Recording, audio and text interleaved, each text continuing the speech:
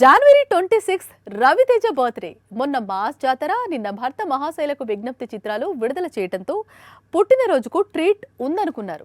Cut చేస్తే birthday రోజును మరో కొత్త సినిమా అనౌన్స్ చేశాడు రవితేజ. రవితేజ కొత్త చిత్రం భర్త మహాశయులకు విజ్ఞప్తి ఇంకా థియేటర్స్ లో ఉండగానే ఆయన నటిస్తోన్న కొత్త చిత్రం పోస్టర్ ను విడుదల చేశారు makers. Majuli fame Shiva Nirvana direct చేస్తున్నాడు.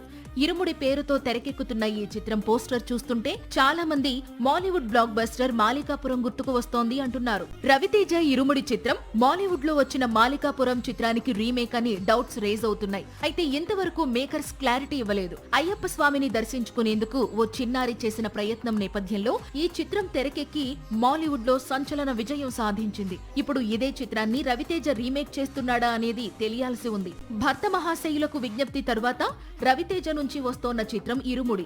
ఈ మూవీ తర్వాత వివేక్ ఆత్రేయ దర్శకత్వంలో మాస్ రాజా ఒక హారర్ మూవీ చేయబోతున్నాడట.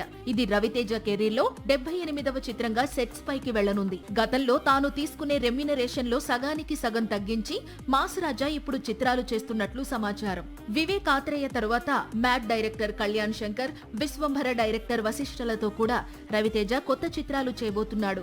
సాక్షి టీవీ ప్రసారాలను నిలిపివేయటం చట్టరీత్యా నేరం. సాక్షి టీవీ ప్రసారాల కోసం మీ స్థానిక కేబుల్ ఆపరేటర్ను వెంటనే సంప్రదించండి. DTH లో, ఇంటర్నెట్ లో కూడా సాక్షి టీవీ ప్రసారాలను వీక్షించవచ్చు.